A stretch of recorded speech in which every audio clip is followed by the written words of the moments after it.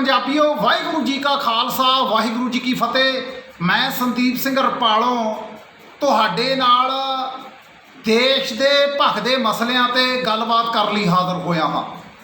देश दे विच किसानी अंदोलन पूरे जोरां दे उत्ते आ। सेंटर दे नाल देश के किसानां ते मजदूरां की सीधी टक्कर लगी हुई आ, पर नाल दी नाल कुछ राजनीतिक पार्टियां वल्लों पंजाब दे विच पूरी तरह सियासी राह लैण दे लई सियासत भुखाई गई आ। सब तो वध जे इस वक्त सुन्ने पै पंजाब दे उत्ते कब्जा करन दी नीयत दे नाल रैलियां कीती जा रही सन, वो सन सरदार सुखबीर सिंह जी बादल। लोगों ने धरने दिते, रैलियां मुजाहरे करे, ਉਹਦਾ ਵਿਰੋਧ ਕਰਿਆ, ਡਟ ਕੇ ਵਿਰੋਧ ਕਰਿਆ ਤੇ ਉਹਦੇ ਨਾਲ ਉਹਨਾਂ ਨੂੰ ਵਿਚਾਲੇ ਉਹ ਆਪਣੀ ਜਿਹੜੀ ਯਾਤਰਾ ਸੀ ਉਹ ਟਾਲਣੀ ਪਈ, ਮੁਲਤਵੀ ਕਰਨੀ ਪਈ ਤੇ ਉਹ ਜਿਹੜੀਆਂ ਰੈਲੀਆਂ ਸੀ ਉਹ ਬੰਦ ਕਰਨੀਆਂ ਪਈਆਂ। ਤੇ ਮੀਡੀਆ ਦੇ ਵਿੱਚ ਜਾ ਕੇ ਸਰਦਾਰ ਸੁਖਬੀਰ ਸਿੰਘ ਬਾਦਲ ਵੱਲੋਂ ਕਿਹਾ ਗਿਆ ਕਿ ਮੈਂ ਲੋਕਾਂ ਦੇ ਸਵਾਲਾਂ ਦਾ ਜਵਾਬ ਦੇਣ ਲਈ ਤਿਆਰ ਹਾਂ। 3 ਮੈਂਬਰੀ ਕਮੇਟੀ ਵੀ ਗਠਨ ਕੀਤੀ ਗਈ। ਸਭ ਤੋਂ ਪਹਿਲਾਂ ਤਾਂ ਮੈਂ ਇੱਕੋ ਹੀ ਸਵਾਲ ਕਰਦਾ ਸਰਦਾਰ ਸੁਖਬੀਰ ਸਿੰਘ ਜੀ ਬਾਦਲ ਸਾਹਿਬ कि वो जी 3 मैंबरी कमेटी आ, वो 3 मैंबरी कमेटी जी तुसी गठन की आ कि वो सचमुच ही ईमानदारी दे नाल लोकां दे सवालों का जवाब देगी, कि वो हर बंदे दे सवालों का जवाब दऊ जां कुछ गिने चुने अपने सरकारी टौटां का जवाब देगी। इसलिए ये गल तय करनी पऊगी, वो कमेटी की जी भरोसेयोग्यता ਉਹਦਾ विश्वास लोगों के विच कायम करना पऊगा। बादल साहब तुसी जलंधर में भी मैनू कहा, मेरी फोटो भी पेश करी, वो दैनिक सवेरे का एक पत्रकार सी, वो तुहाडी इंटरव्यू ले रहा सी ते बार बार तुसी मेरी फोटो दिखा रहे सी संदीप सिंह रपालों की कि कांग्रेसी एजेंट आ। मैं 1 मिनट ते बोल के फिर अपनी जी अगली गल आ वो कह देनी आ। बादल साहब मेरा तो पता नहीं मैं किन्ना दा एजेंट हाँ, तुहाडे बारे दुनिया के लोग जानते हैं कि तुसी किवें RSS की एजेंटी करी आ, किवें बीजेपी नूं पंजाब विच लिआंदा, किवें बीजेपी दे पंजाब विच पैर पक्के लाए ते किवें काले खेती कानूनां नूं सारा ही टब्बर वो TV उत्ते आके सोशल मीडिया के उत्ते आके कहता रहा कि चंगे ने। नाले बादल साहब वो 3 मैंबरी जिहड़ी कमेटी बनाई आ तुसी उन्हां नूं चिट्ठी भी दे दिओ जिहड़ी तुसी सारा टब्बर सेंटर तो लेके आए सी कि काले कानून सही ने, जिहड़ी वो चिट्ठी दिखाउंदे सी, जिहड़े कहंदे सी असी ये कानून पढ़े ने ते कानून देश के हित विच ने, वो जिहड़ी चिट्ठी गारंटी की चिट्ठी सी वो चिट्ठी भी नाल ही दे के तोड़ दिओ। मैं ज़्यादा तो नहीं बोलना क्योंकि जिहड़ा बंदा पैर ते यू टर्न मार के अपनियां गल्लां तो मुकरदा होवे उहनूं वाला अपीलां दलीलां देण दी लोड़ नहीं हुंदी। ते मैं सिर्फ तुहातों क्योंकि मैनू पता तुसी मैनू तो टाइम नहीं देना, मैनू ये भी पता कि तुहाडी जिहड़ी वो बनाई हुई कमेटी आ वो सियासी रंगां तो प्रेरित आ, कुछ गिने चुने लोगों को जाऊगी, अपनी गल रखूगी, फिर उन्होंने तो अपनी मर्जी मुताबिक अपना फैसला करवाऊगी। इसलिए हो सकता तुहाडे कोले साडे वर्गे गरीबां लई कमज़ोरां लई मिलण दा टाइम ना होवे। मेरे 11 सवाल ने, वो सवालों का जवाब चाहे सोशल मीडिया राही दे दिओ, TV राही दे दिओ, इंटरव्यू राही दे दिओ, चाहे पत्रकारां राही प्रिंट मीडिया राही दे दिओ, असी हर तरह दे नाल तुहाडे नाल गलबात कर लई तैयार हाँ। तुसी दैनिक सवेरा उत्ते बोले पर बादल साहब एक तरफा अपीलां दलीलां नहीं देईदियां, एक तरफा कदे बहस नहीं हुंदी, एक तरफा कदे फैसला नहीं हुंदा। जे तुहाडे विच जुरत आ, जे तुसी सच्चे हो, जे तुसी सचमुच लोकां दे हथैशी हो ते रखो टाइम, मैं आउणा ते मेरे सवालों का जवाब दिओ। मैं सवाल मंगा तुहातों सवालों का जवाब मंगागा ते तुसी बड़े लीडर हो, तुहाडे कोल तां शब्दां की घाट नहीं, तुहानूं शब्द बनाउणे आउंदे ने, तुहानूं पैर ते वो कट मारना आउंदा। इसलिए मेरी बेनती है बादल साहब गल्लां ना पहाड़ नहीं उसरदे, करके कुछ तां देश की तकदीर बदलदी आ। ते मेरी तुहानूं बेनती आ कि जिहड़े सवाल ने इन्हां दा जवाब लोग मंगदे ने। बादल साहब आ मेरे कुछ 11 सवाल ने जिहड़े मैं एक चिट्ठी अज लिखी आ तुहानूं, जे तुहाडे नुमाइंदे जां तुहाडे वर्कर तुहाडे तक पहुँचा देण।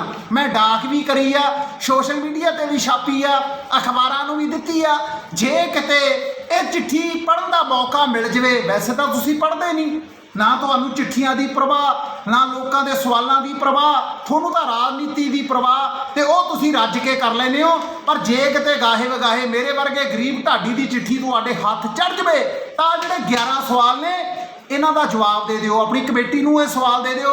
मैं कमेटी नूं भी डाक रही ये चिट्ठी भेजनी आ ਬਾਦਲ ਸਾਹਿਬ ਤੁਹਾਡਾ ਤੇ ਸਾਡਾ ਕੋਈ ਰੌਲਾ ਨਹੀਂ। ਅਕਾਲੀ ਦਲ ਸਾਡੇ ਪੁਰਖਿਆਂ ਦੀ ਪਾਰਟੀ ਆ, ਸਾਡੇ ਬਜ਼ੁਰਗਾਂ ਦਾ ਲਹੂ ਡੁੱਲਿਆ ਅਕਾਲੀ ਦਲ ਲਈ। ਸਾਨੂੰ ਤਾਂ ਬਹੁਤ ਦੁੱਖ ਆਉਂਦਾ ਜਦੋਂ ਅਕਾਲੀ ਦਲ ਆਪਣੇ ਪੰਥਕ ਰੌ ਰੀਤਾਂ ਨੂੰ ਛੱਡ ਕੇ, ਪੰਥਕ ਮੁਹਾਦਰਾ ਗਵਾ ਕੇ ਹਾਸ਼ੀਏ ਤੋਂ ਉੱਡ ਗਿਆ। ਜਿਵੇਂ ਕਫੂਰ ਦਾ ਰੰਗ ਉੱਡ ਜਾਂਦਾ, ਜਿਵੇਂ ਟਿੱਬਿਆਂ ਦੀ ਰੇਤ ਤੂਫਾਨ ਅੱਗੇ ਉੱਡ ਜਾਂਦੀ ਆ, ਜਿਵੇਂ ਸ਼ਤੂਤ ਦੇ ਸੁੱਕੇ ਪੱਤੇ ਉੱਡ ਕੇ ਹਵਾ ਹੋ ਜਾਂਦੇ ਨੇ। ਇੱਕ ਅਕਾਲੀ ਦਲ ਨੇ ਪੰਥਕ ਪਰੰਪਰਾਵਾਂ ਨੂੰ ਆਪਣੇ ਟੱਬਰ ਲਈ, ਆਪਣਾ ਪੇਟ ਪਾਲਣ ਲਈ ਇਹ ਪੰਥਕ ਪਰੰਪਰਾਵਾਂ ਦਾ ਘਾਣ ਕਰਿਆ। ਇਤਿਹਾਸ ਕਦੇ ਬਖਸ਼ੂਗਾ ਨਹੀਂ। ਹਾਂ, ਇਹ ਹੋ ਸਕਦਾ ਕੁਝ ਸਮੇਂ ਲਈ ਰਾਜਗੱਦੀਆਂ ਮਿਲ ਜਾਣ, ਇਹ ਵੀ ਹੋ ਸਕਦਾ ਕੁਝ ਸਮੇਂ ਲਈ ਲਾਲ ਝੰਡੀਆਂ ਮਿਲ ਜਾਣ, ਇਹ ਵੀ ਹੋ ਸਕਦਾ ਕਿ ਰਾਜ ਭਾਗ ਮਿਲ ਜਵੇ। ਪਰ ਬਾਦਲ ਸਾਹਿਬ, ਜਦੋਂ ਇਤਿਹਾਸ ਲਿਖਿਆ ਜਾਂਦਾ, ਜਦੋਂ ਕਿਤਾਬਾਂ ਲਿਖੀਆਂ ਜਾਂਦੀਆਂ ਨੇ, ਜਦੋਂ ਕਲਮਾਂ ਵਾਲੇ ਫੈਸਲਾ ਕਰਦੇ ਨੇ, ਜਦੋਂ ਤੱਕੜੀ ਵਿੱਚ ਤੋਲ ਕੇ ਫੈਸਲਾ ਕੀਤਾ ਜਾਂਦਾ, ਫਿਰ ਇਨਸਾਫ ਕੀਤਾ ਜਾਂਦਾ, ਫਿਰ ਕਾਲੇ ਲੇਖ ਲਿਖੇ ਜਾਂਦੇ ਨੇ, ਕਾਲੇ ਲੇਖ। ਇਸ ਲਈ ਮੇਰੇ ਜਿਹੜੇ 11 ਸਵਾਲ ਨੇ, ਉਹ ਸਵਾਲਾਂ ਦਾ ਜਵਾਬ ਮੈਂ ਵੀ ਮੰਗਦਾ, ਲੋਕ ਵੀ ਮੰਗਦੇ ਨੇ। ਪਹਿਲਾ, ਅਕਾਲੀ ਦਲ ਦੀ ਸਰਕਾਰ ਵੇਲੇ, ਸੁਣ ਲਿਓ ਬਾਦਲ ਸਾਹਿਬ, ਪਹਿਲਾ ਸਵਾਲ ਆ, 11 ਸਵਾਲ ਨੇ, ਮੈਂ 11 ਸਵਾਲ ਤੁਹਾਡੇ ਕੋਲੇ ਰੱਖਣੇ ਨੇ। ਪਹਿਲਾ, ਜਦੋਂ ਅਕਾਲੀ ਦਲ ਦੀ ਸਰਕਾਰ ਸੀ ਪੰਜਾਬ ਦੇ ਵਿੱਚ, ਉਸ ਵਕਤ ਸ਼੍ਰੀ ਗੁਰੂ ਗੋਬਿੰਦ ਸਿੰਘ ਜੀ ਮਹਾਰਾਜ ਦਾ ਸਵਾਂਗ ਰਚਣ ਵਾਲੇ ਡੇਰਾ ਮੁਖੀ ਰਾਮ ਰਹੀਮ ਖਿਲਾਫ ਅਕਾਲੀ ਦਲ ਨੇ ਕਿਹੜੀ ਕਾਰਵਾਈ ਕਰੀ ਤੇ ਉਹਦੇ ਖਿਲਾਫ ਕਿਉਂ ਨਹੀਂ ਕਾਰਵਾਈ ਕੀਤੀ? ਉਹ ਕਿਹੜੀ ਮਜਬੂਰੀ ਸੀ ਕਿ ਜਿਹੜੇ ਤੁਹਾਡੇ ਹੱਥਾਂ ਨੂੰ ਰੋਕਦੀ ਸੀ ਕਿ ਇਹਦੇ ਖਿਲਾਫ ਕਾਰਵਾਈ ਨਹੀਂ ਕਰਨੀ? ਦੂਜਾ ਸਵਾਲ, ਸ਼੍ਰੀ ਅਕਾਲ ਤਖਤ ਤੋਂ ਰਾਮ ਰਹੀਮ ਨੂੰ, ਜਿਹੜਾ ਇਹਨਾਂ ਦਾ ਚਹੇਤਾ ਸੀ, ਉਹਨੂੰ ਸਿੱਧਾ ਹੀ ਮੁਆਫੀਨਾਮਾ ਦੇ ਕੇ ਵਰੀ ਕਰ ਦਿੱਤਾ ਗਿਆ। ਇਹਦੇ ਪਿੱਛੇ ਕੌਣ ਸੀ? ਪਹਿਲੀ ਵਾਰ ਹੋਇਆ ਇਤਿਹਾਸ ਦੇ ਵਿੱਚ ਕਿ ਬੰਦਾ ਹਾਜ਼ਰ ਵੀ ਨਾ ਹੋਇਆ ਹੋਵੇ, ਮਾਫੀ ਵੀ ਨਾ ਮੰਗੀ ਹੋਵੇ, ਉਹਦੇ ਦਸਖਤ ਵੀ ਨਾ ਹੋਣ, ਉਹ ਕਹਿੰਦਾ ਮੈਂ ਚਿੱਠੀ ਲਿਖੀ ਵੀ ਨਾ ਹੋਵੇ, ਤੇ ਉਹਨੂੰ ਤੁਸੀਂ ਮੁਆਫੀ ਦੇ ਦਿੱਤੀ। ਇਹਦਾ ਕਾਰਨ ਕੀ ਸੀ? ਇਹਦੇ ਪਿੱਛੇ ਕੀ ਸੀ? ਕੀ ਮਜਬੂਰੀ ਸੀ? ਇਹ ਵੀ ਦੁਨੀਆ ਦੇ ਲੋਕ ਜਵਾਬ ਮੰਗਦੇ ਨੇ। ਤੀਜਾ, ਬਾਦਲ ਸਾਹਿਬ 2015 'ਚ ਬੁਰਜ ਜਵਾਹਰ ਸਿੰਘ ਵਾਲੇ ਤੋਂ ਸ਼੍ਰੀ ਗੁਰੂ ਗ੍ਰੰਥ ਸਾਹਿਬ ਮਹਾਰਾਜ ਜੀ ਦੀ ਬੀੜ ਪੰਥ ਦੋਖੀਆਂ ਵੱਲੋਂ ਚੋਰੀ ਕੀਤੀ ਗਈ ਸੀ ਤੇ ਪਰਚੇ ਵੀ ਲਾਏ ਗਏ ਸੀ। ਜੇ ਤੁਹਾਡੇ ਵਿੱਚ ਜੁਰਤ ਆ, ਤੁਹਾਡਾ ਗੁਰੂ ਲੱਭ ਲਓ। ਉਹਦੇ ਖਿਲਾਫ ਲੋਕਾਂ ਨੇ ਰੋਸ ਪ੍ਰਗਟ ਕਰਿਆ ਤੇ ਲੋਕਾਂ ਨੇ ਆਇਡੈਂਟੀਫਾਈ ਕਰਕੇ ਲੋਕਾਂ ਨੇ ਦੱਸਿਆ ਸੀ ਵੀ ਇਹਨਾਂ ਲੋਕਾਂ ਨੇ ਪਰਚੇ ਲਾਏ ਨੇ ਤੇ ਇਹਨਾਂ ਲੋਕਾਂ ਨੇ ਸਰੂਪ ਗੁੰਮ ਕਰਿਆ। ਉਹਨਾਂ ਲੋਕਾਂ ਦੇ ਖਿਲਾਫ ਕਾਰਵਾਈ ਕਿਉਂ ਨਹੀਂ ਕੀਤੀ ਗਈ? ਕੀ ਮਜਬੂਰੀ ਸੀ? ਤੇ ਚੌਥਾ, ਜਦੋਂ ਸ਼੍ਰੀ ਗੁਰੂ ਗ੍ਰੰਥ ਸਾਹਿਬ ਮਹਾਰਾਜ ਦੇ ਸਰੂਪਾਂ ਦੀ ਬੇਅਦਬੀ ਹੋਈ ਤਾਂ ਉਹ ਸ਼੍ਰੀ ਗੁਰੂ ਗ੍ਰੰਥ ਸਾਹਿਬ ਮਹਾਰਾਜ ਦੇ ਸਰੂਪਾਂ ਦੀ ਬੇਅਦਬੀ ਤੋਂ ਬਾਅਦ ਕੋਟਕਪੂਰਾ ਚੌਂਕ ਵਿੱਚ ਸਤਨਾਮ ਵਾਹਿਗੁਰੂ ਦਾ ਜਾਪ ਕਰਦੀਆਂ ਸੰਗਤਾਂ ਉੱਤੇ ਗੋਲੀ ਚਲਾਈ ਗਈ। ਉਹ ਹੁਕਮ ਕਿਹਨੇ ਦਿੱਤੇ? ਉਹ ਹੁਕਮ ਕਿਸ ਸੈਨਾ ਦੇ ਨਾਲ ਉਹ ਹੁਕਮ ਚਾੜੇ ਗਏ? ਇਹ ਵੀ ਦੱਸਿਆ ਜਾਵੇ। ਪੰਜਵਾਂ, ਬਰਗਾੜੀ ਬਾਈਬਲ ਕਲਾਂ ਵਿਖੇ ਉਹ ਕਿਹੜੀ ਅਣਪਛਾਤੀ ਪੁਲਿਸ ਸੀ ਜਿਹੜੀ ਹੁਣ ਤੱਕ ਨਾ ਪਛਾਣੀ ਗਈ? ਬਾਦਲ ਸਾਹਿਬ, 17 ਮਹੀਨੇ ਤੁਸੀਂ ਰਹੇ, 5 ਸਾਲ ਕੈਪਟਨ ਸਾਹਿਬ ਰਹੇ, 6 ਸਾਲ 7 ਮਹੀਨਿਆਂ 'ਚ ਹਲੇ ਤੱਕ ਉਹ ਪੁਲਿਸ ਨਹੀਂ ਪਛਾਣੀ ਗਈ ਜਿਹਦੀਆਂ ਗੋਲੀਆਂ ਨਾਲ ਸਿੰਘ ਸ਼ਹੀਦ ਹੋਏ ਸਨ। ਬਾਦਲ ਸਾਹਿਬ, ਉਹ ਅਣਪਛਾਤੀ ਪੁਲਿਸ ਵੀ ਦੱਸਿਓ ਤੇ ਇਹ ਵੀ ਦੱਸਿਓ ਕਿ ਉਹ ਸਿੰਘ ਕਿਹੜੀ ਸਰਕਾਰ ਵੇਲੇ ਕਿਹਦੇ ਹੁਕਮ ਨਾਲ ਸ਼ਹੀਦ ਕੀਤੇ ਗਏ ਸਨ। ਤੇ 6ਵਾਂ, ਬਾਦਲ ਸਾਹਿਬ 2015 ਤੋਂ ਅਕਾਲੀ ਦਲ ਨੇ ਸ਼੍ਰੀ ਗੁਰੂ ਗ੍ਰੰਥ ਸਾਹਿਬ ਮਹਾਰਾਜ ਦੇ ਬੇਅਦਬੀ ਦੇ ਦੋਸ਼ੀਆਂ ਨੂੰ ਸਜ਼ਾ ਦਿਵਾਉਣ ਦੇ ਲਈ, ਬਰਗਾੜੀ ਤੇ ਬਾਈਬਲ ਦੇ ਸ਼ਹੀਦਾਂ ਨੂੰ ਇਨਸਾਫ ਦਿਵਾਉਣ ਦੇ ਲਈ ਕੀ ਕੁਝ ਕੀਤਾ? ਕੀ ਯੋਗਦਾਨ ਪਾਇਆ? ਕਿਹੜਾ ਮੋਰਚਾ ਲਾਇਆ? ਹੁਣ ਤਾਂ ਮੋਰਚੇ ਲਾਉਂਦੇ ਫਿਰਦੇ ਆ ਨਾ ਵੋਟਾਂ ਲਈ, ਥਾਂ 100 ਰੈਲੀਆਂ, 100 ਦਿਨਾਂ ਦਾ ਪ੍ਰੋਗਰਾਮ। ਉਹ ਬਾਦਲ ਸਾਹਿਬ, ਜੇ ਕਿਤੇ ਇੱਕ ਦਿਨ ਦਾ ਵੀ ਪ੍ਰੋਗਰਾਮ ਗੁਰੂ ਸਾਹਿਬ ਲਈ ਕਰ ਲੈਂਦੇ, ਇੱਕ ਦਿਨ ਦੀ ਯਾਤਰਾ ਬੇਅਦਬੀ ਦੇ ਇਨਸਾਫ ਲਈ ਕਰ ਲੈਂਦੇ, ਗੁਰੂ ਤੈਨੂੰ ਹੀ ਰਾਜ ਭਾਗ ਬਖਸ਼ ਦਿੰਦਾ, ਗੁਰੂ ਦਿਆਲੂ ਆ। ਤੇ 7ਵਾਂ, ਸਿੱਖਾਂ ਦੇ ਕਾਤਲ ਕਾਂਗਰਸ ਦੇ ਏਜੰਟ, ਸਾਨੂੰ ਏਜੰਟ ਕਹਿੰਦੇ ਹੋ ਨਾ, ਅਸੀਂ ਤਾਂ ਪਤਾ ਨਹੀਂ ਏਜੰਟ ਹੈਗੇ ਆ ਨਹੀਂ, ਇਹ ਤਾਂ ਸਮਾਂ ਹੀ ਦੱਸੂਗਾ। ਪਰ ਜਿਹੜਾ ਕਾਂਗਰਸ ਦਾ ਏਜੰਟ ਸੀ, ਸਿੱਖਾਂ ਦੇ ਕਾਤਲ ਤੇ ਕਾਂਗਰਸ ਦੇ ਏਜੰਟ ਸਮੇਤ ਸੈਣੀ ਨੂੰ ਪੰਜਾਬ ਵਿੱਚ ਡੀਜੀਪੀ ਕਿਹਨੇ ਲਾਇਆ ਤੇ ਕਿਹਦੇ ਹੁਕਮਾਂ ਨਾਲ ਲੱਗਿਆ? ਉਹ ਡੀਜੀਪੀ ਸਿੱਖਾਂ ਦਾ ਕਾਤਲ ਜਿਹੜਾ ਹੁਣ ਜੇਲ੍ਹ ਦੀਆਂ ਸਲਾਖਾਂ ਪਿੱਛੇ ਰਹਿ ਕੇ ਆਇਆ। ਇਹਦੇ ਪਿੱਛੇ ਮਜਬੂਰੀ ਤੇ ਕਾਰਨ ਕੀ ਸੀ? ਉਸ ਤੋਂ ਬਾਅਦ ਜਿਹੜਾ 8ਵਾਂ ਸਵਾਲ ਆ ਮੇਰਾ, ਜਿਹੜਾ ਆਲਮ ਸੈਨਾ ਦਾ ਮੁਖੀ ਸੀ ਜਿਹਨੇ ਆਲਮ ਸੈਨਾ ਬਣਾ ਕੇ ਸਿੱਖਾਂ ਦੇ ਸ਼ਿਕਾਰ ਖੇਡੇ, ਇਜ਼ਹਾਰ ਆਲਮ, ਉਹਦੀ ਘਰਵਾਲੀ ਨੂੰ ਮਲੇਰਕੋਟਲੇ ਤੋਂ ਅਕਾਲੀ ਦਲ ਨੇ ਟਿਕਟ ਦਿੱਤੀ। ਉਹ ਕਿਹਦੇ ਕਹਿਣ ਤੇ ਦਿੱਤੀ ਔਰ ਕਿਹੜੀ ਪੰਥਕ ਸੇਵਾਵਾਂ ਬਦਲੇ ਦਿੱਤੀ ਸੀ? ਇਹ ਵੀ ਦੱਸੀ ਜਾਵੇ। ਉਸ ਤੋਂ ਬਾਅਦ 9ਵਾਂ, ਜਿਸ ਵਕਤ ਖੇਤੀ ਦੇ ਤਿੰਨੇ ਕਾਲੇ ਕਾਨੂੰਨ ਪਾਰਲੀਮੈਂਟ ਵਿੱਚ ਪੇਸ਼ ਕੀਤੇ ਜਾ ਰਹੇ ਸਨ, ਜਾਂ ਉਹਨਾਂ ਦਾ ਖਰੜਾ ਤਿਆਰ ਹੋ ਰਿਹਾ ਸੀ, ਜਾਂ ਉਹਨਾਂ ਦੀਆਂ ਮੀਟਿੰਗਾਂ ਹੋ ਰਹੀਆਂ ਸਨ, ਉਸ ਵਕਤ ਪੂਰੀ ਤਰ੍ਹਾਂ ਖੁੱਲ੍ਹ ਕੇ ਅਕਾਲੀ ਦਲ ਨੇ ਉਹਨਾਂ ਖੇਤੀ ਕਾਨੂੰਨਾਂ ਦੀ ਵਕਾਲਤ ਕਰੀ ਸੀ। ਇਹ ਮੈਂ ਨਹੀਂ ਕਹਿੰਦਾ, ਮੈਂ ਝੂਠ ਨਹੀਂ ਬੋਲਦਾ। ਸਾਰੇ ਕਲਿੱਪ ਤੁਹਾਡੇ ਜਿੱਥੇ ਮਰਜ਼ੀ ਆਇਓ, ਤੁਹਾਡੀ ਕਮੇਟੀ ਨੂੰ ਵੀ ਉਹ ਸਬੂਤ ਸੌਂਪ ਦਾਂਗੇ। ਜਦੋਂ ਤੁਸੀਂ ਵੀ ਕਿਹਾ ਸੀ, ਵਿਰਸਾ ਸਿੰਘ ਬਲਟੋਹੇ ਨੇ ਵੀ ਕਿਹਾ ਸੀ, ਤੇ ਵੱਡੇ ਬਾਦਲ ਸਾਹਿਬ ਨੇ ਵੀ ਕਿਹਾ ਸੀ, ਬੀਬੀ ਹਰਸਿਮਰਤ ਕੌਰ ਬਾਦਲ ਨੇ ਵੀ ਕਿਹਾ ਸੀ ਕਿ ਇਹ ਕਾਨੂੰਨ ਸਹੀ ਨੇ। ਤੇ ਫਿਰ ਬਾਦਲ ਸਾਹਿਬ ਮਜਬੂਰੀ ਦੱਸਿਓ ਵੀ ਉਹ ਕਾਨੂੰਨਾਂ ਨੂੰ ਸਹੀ ਕਿਉਂ ਕਿਹਾ ਗਿਆ ਸੀ।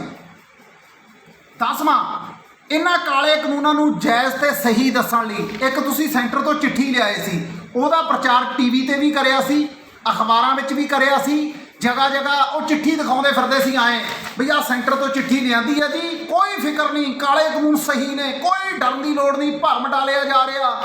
ਬਾਦਲ ਸਾਹਿਬ ਚਿੱਠੀ ਵੀ ਦਿਖਾ ਦਿਓ ਲੋਕਾਂ ਨੂੰ, ਇਹ ਵੀ ਦੱਸ ਦਿਓ ਉਹ ਚਿੱਠੀ ਕਿਹਦੇ ਹੁਕਮਾਂ ਨਾਲ ਜਾਰੀ ਹੋਈ ਤੇ ਉਹ ਚਿੱਠੀ ਲਿਆਉਣ ਦੀ ਅਸਲ ਵਜ੍ਹਾ ਕੀ ਸੀ, ਜਾਂ ਉਹਦੇ ਪਿੱਛੇ ਸਿਆਸੀ ਮਨਸ਼ਾ ਕੀ ਸੀ।